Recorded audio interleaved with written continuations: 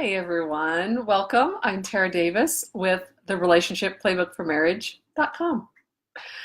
Today, we're going to continue our discussion on passive aggressive communication. And I really wanted to get clear on a few weeks ago when we touched into passive aggressive communication. It is not the way that we want to show up in the world with our conversation and our communication. When we start unpacking what it is to be a passive aggressive communicator, there are so many different levels. And one of the levels I want to touch on today is finger pointing and the blame game. I know we can all relate to wanting to finger point or play that blame game. Yeah, we can always relate to having some aspect of ourselves wanting to do that. And so when we are placing blame on someone else, it's actually taking the responsibility away from us. So we do this for a myriad of reasons. We want to make sure that someone else is taking the blame for what potentially we did, which I know as a child, that was something that was a big deal. What is the purpose when we are playing the blame game? And I'm saying this as an adult because we all still do this. So what I want you to do is to be really mindful. Think about the last time that you wanted to point the finger at someone else. You did this, or I didn't do that. And most of the time, as adults, when we are adulting in our adult world, it's not necessarily pointing the finger and saying you did this. It's actually wanting to release responsibility from ourselves and make sure that we're looking good while someone else is looking bad. So what is your purpose of doing this? Do you not feel good right now in this moment? So is it making sure that you're feeling better? Like you need to feel better in that moment. It's almost like when we gossip, when we engage in some sort of gossip and talking about other people, there is something deeply innate within us that needs to feel better right now. Maybe it is, and this is not bad or good, it's actually just starting to identify what it is within us that makes us want to act this way, behave this way. So do I feel uncomfortable in a group?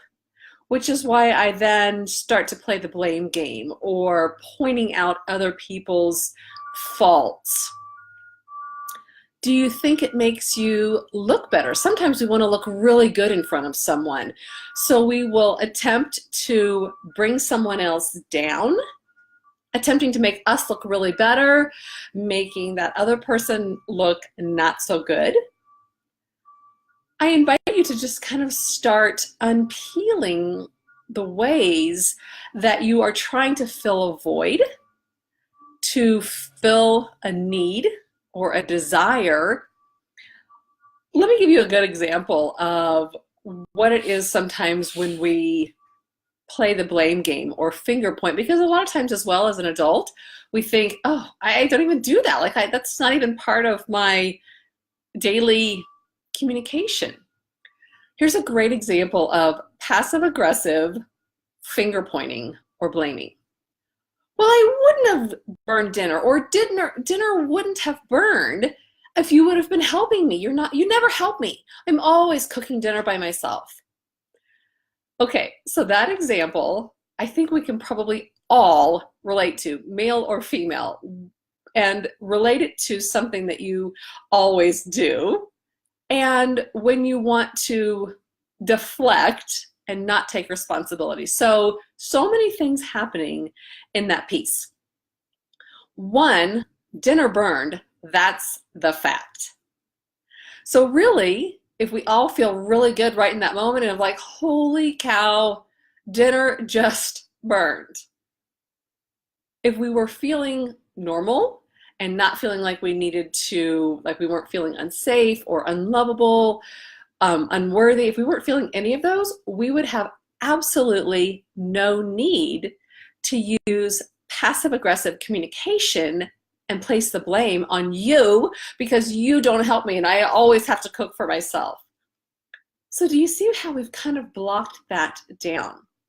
So then by placing the blame, we're actually internally not able to take responsibility because we don't feel worthy, or we haven't actually said in a whole other conversation, hey, I need your help with 1, 2, and 3. I'm feeling really overwhelmed.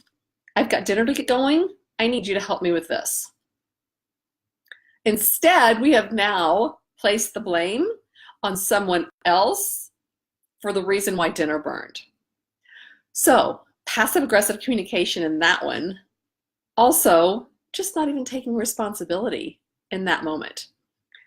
Here's another one. Here's a really good one for like a work situation. When you feel like you need to go to someone who's higher up and let them know, hey, so-and-so always parks in that handicap spot. You know, she doesn't have a sticker. She doesn't have a thing on her, hanging on her mirror. She's not handicapped, but she always seems to park in that spot. So I just wanted to let you know. Okay, so ask yourself, why was it so important? Did it, 1, affect you? Does it have any effect on you? 2, why did you need to throw that person under the bus and tell on them? Do you feel better? Like, do you get that zing? And again, this isn't a bad thing. It's actually letting you know that there's some underlying things that need to be addressed. So when we're using that type of passive aggressive communication, blaming, the blame game, finger pointing, there are some underlying needs that haven't been met. It's actually part of what we have decided not to feel. So underneath that is we're not feeling our feelings. Let me give you 4 examples of some prime things that inspire us to use passive aggressive blaming finger pointing. We are either feeling unworthy, we're feeling unlovable, we're feeling unsafe, we're feeling not smart enough, or we're feeling like we don't belong.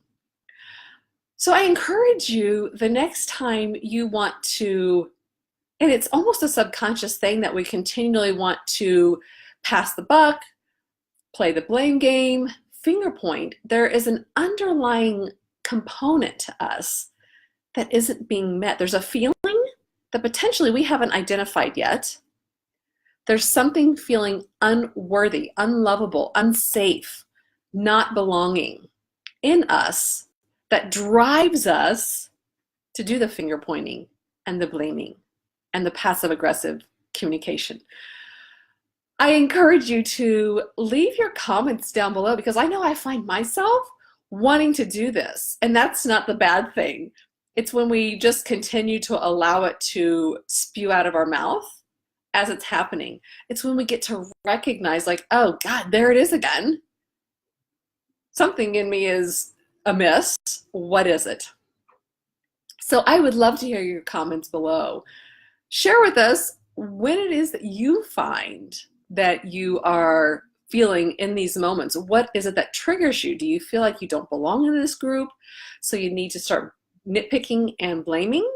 Do you feel unworthy, like you are not lovable in this group?